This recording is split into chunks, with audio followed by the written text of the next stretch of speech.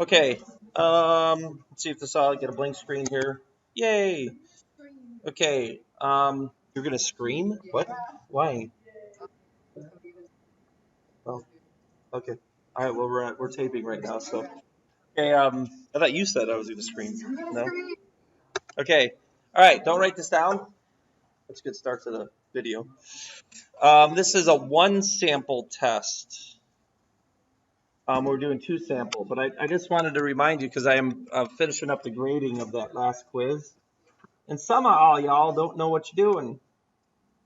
All right, so I just wanted to remind you up to this point what you do when we have a t-test when standard deviation is not known. This is when you make the graph. You find t star, and again, you could read this. This is old notes. That's why I'm going through this real fast. Because just like Monday didn't seem much different, did it? If you did your homework, did it? No. This isn't either. Well, we know that. We don't need you to say that every day for 89 consecutive days. Um, so you calculate the T star value from the degrees of freedom, what kind of test it is, two-tailed, so using your sheet appropriately, the T sheet, and then what is your level of significance, which is 0.05 in this case. Then you compare T star to T, there we go, through your formula from the sample information that you get. Okay, now again, that's for a one sample. And then when you look at negative 1.079, I'll hit the thing here. I didn't actually graph it, but I put an arrow. Where would it be on this little graph? And it would be in the unshaded fail to reject region. Now, one last time, right? And there's reasons for it. People not doing what they're doing because they don't, do what they're supposed to in here, making this more challenging than it needs to be. But that's a low percentage, believe me. A lot of people are right on track. Great. Fail to reject is always in terms of the null hypothesis, which in this case is the claim. So if you fail to reject this claim, that means there's evidence for it. And then that's how we write it at the end. Don't say something about mu. Say something about the question. What is the mu representing? And in this case, for our notes last week, it was the average number of hours for a full-time professor.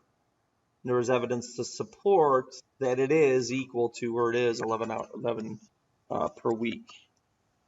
Okay, so there's similarities. So today is two samples and making a comparison between the two.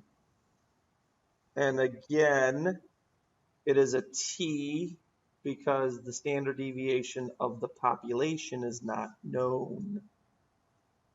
I'm jumping ahead of myself. I hope all of you picked the worksheet up. Look at number 1.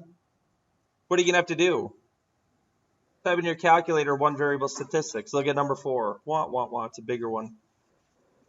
Type them in your calculator. Okay, now some people are making a mistake on that as far as accessing the right data, so we'll talk about that. Let's put our formulas down that we need to. This one should hopefully make sense. Your actually degrees of freedom are combined between the two samples. So here's what's happening. You're comparing two different scenarios, saying they're equal or one's bigger than the other one or one's smaller than the other one, or not equal to. So remember, degrees of freedom are always n minus 1. Well, n is the amount of people you survey, candy bars you're testing, whatever. It's the amount of the sample, but there's two different samples because you're comparing two different things. So it's like n1, the amount of sample 1, minus 1, plus n2 minus 1. That's where the minus 2 comes from. Does that make sense? Do you understand? The degrees of freedom are n minus 1, but there's two different samples. So that's where the minus 2 comes from. I just thought I'd help and try to get you to understand that further. And then what's different with this compared to Monday? What variable is this? S. But what was the variable Monday? Sigma. So the standard deviation of the population isn't known. So we need to find the standard deviation of the sample. Now, on your calculator, this is what some people are accessing wrong. I told you, it's a weird thing on the calculator. I don't even get it. When you do one variable statistics, it shows you S, and then what's right below S, which I don't get? Those that do this, it's what? No, that's mu. It's sigma, which designates population standard deviation. I don't even know how they could know that or what's behind that. I probably just don't know enough. You're putting S down, not sigma. So you got to get that number, and some people are doing that wrong. Okay, then just like yesterday, or Monday really, this, whatever you get out of this, goes down here. Now this is subscript. I had somebody mess that up. It's the standard error, the two combined, I guess, situations. And then what did we say about the population means? What do we always assume that these population means are? They're equal, so that is typically 0 in that spot. Okay, we do have a question, so we do have to hit the pause, which has been fine. It's always a pause. There we go. We good? Move on. And just one more thing.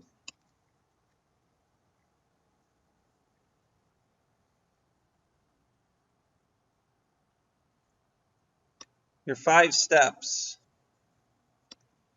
I don't know if you want to write these down, but I put them down into 5 so that we know what we're doing there. What are you doing? Okay, team, oh, you're doing it. Nice. Good. Okay, step 1's the same, right? Step 2, I didn't write all the notations, but you now look at number 1 and number 4. You're going to have to find X bar for each, and you're going to have to find S for each. So I should say X bar 1, X bar 2, standard deviation 1, standard deviation 2, and how many of each sample are you testing? And then DF is degrees of freedom, which is that formula. Then you find T star and graph it. If I get no graph on a T thing, I'm taking a lot of points off your next test, which I'm tracking for Monday. I think that's when we're going to be ready for it. Hey, what happened there? Sorry. All right, and then calculate. I'm in the middle of something, sir. Calculate S this or the standard error for the situation, and then T, the T value from the formula for the samples. And then you make a decision. Now, I made a point to put this in here because of the handful of students that are just not on the bus. This is when you check where is T compared to the T star graph. Is it in the reject or fail to reject region? And then again, that's for the null hypothesis. So we write a conclusion that is sensical to the word problem. Those are the steps. And then you'll see these again when we this next one. And like I said, first hour is like, this is exactly the same. And it really is, except with the different formula and just having to make a choice. Eventually, which one do I use when? You know, that's what a test is. They get jumbled and you got to make these decisions. So, weird question, but again, just play along. You know, this happens in many different scenarios. Talking with somebody that was in engineering or knew someone that was at school. Isn't there like an engineering squad or something, like someone engineering? They do engineering stuff. Competitions, though. There's like competitions. And they did confidence intervals, but at like a level of significance of 0.0001. Isn't that crazy? And that's because in engineering, if you want to engineer a car and you got to get these parts to fix, you know, fit together, there could be barely any error. I mean, think about a glass window fitting like what's the front thing called? A front glass window? The windshield having to fit appropriately into the car's metal frame. Imagine the level of error there. There's barely any tolerance there. I'm just blabbering right now. All right, so give him a chance to write this down. So cordless phone manufacturer claims that the calling range in miles is greater than its leading competition. Stop, hammer time. What is that? Is that the null hypothesis or is this an alternative hypothesis? It's an alternative hypothesis. Using data to write test at blah. All right, so here's what happened. You tested 14 of your phones. That's the manufacturer that's making this claim. and you found that the standard deviation of this sample is 45, and then the average range of your phones was 1,275, I guess, miles. Then you did a competitor's, and you took 16 of their phones, found their average to be 1,250 with a standard deviation of 30. Okay, so just kind of explaining the chart. For number 1 and for number 4 on your worksheet, you have to find these numbers, these two numbers through one variable statistics, X bar and S. S.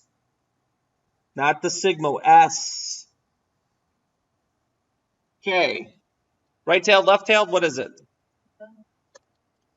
Okay, we're right-tailed because the claim is actually about the population standard deviation. Again, we're only doing a sample of 14 phones.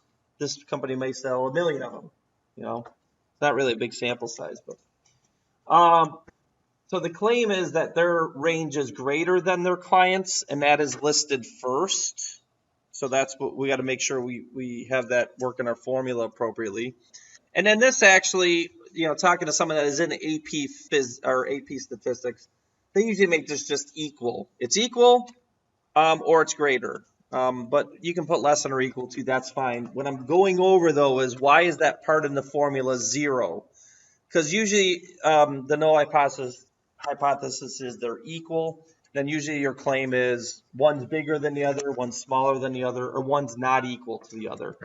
And they always in AP or statistics just make this equal. So I don't think it's a big deal. I'm just worried about the formula and you understanding why we get 0 in that part. Okay, I think I found degrees of freedom. Where did I find degrees of freedom? In the next one, I just realized that. So identify the mean for each. 1 and 4, you have to find them. Standard deviation for each. 1 and 4, you have to find them. And then how many? And 1 and 4, you have to count how many numbers there are. Okay, so there's the degrees of freedom. Not bad, dogs. The degrees of freedom are 14 plus 16 minus 1 minus 1 minus 2.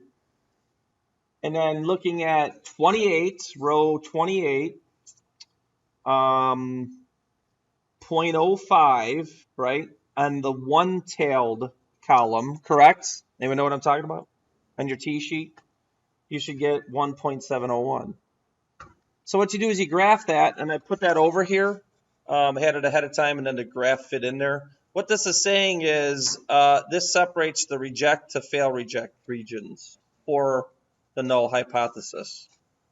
So what we want to do next is, and again, this helps those that are not quite on track, taking a while, right?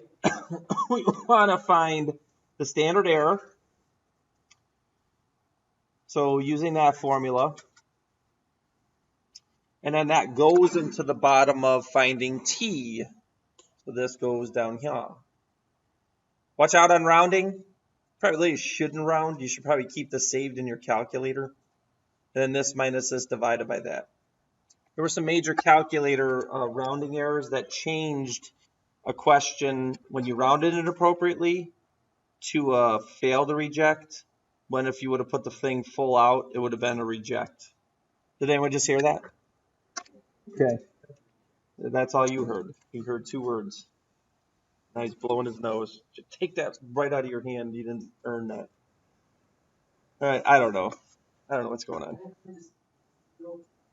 That's right. Your taxes paid for that. Not here. All right. Now, remember the 0 here? Try to explain and over-explain that the they're assumed to be equal in the number.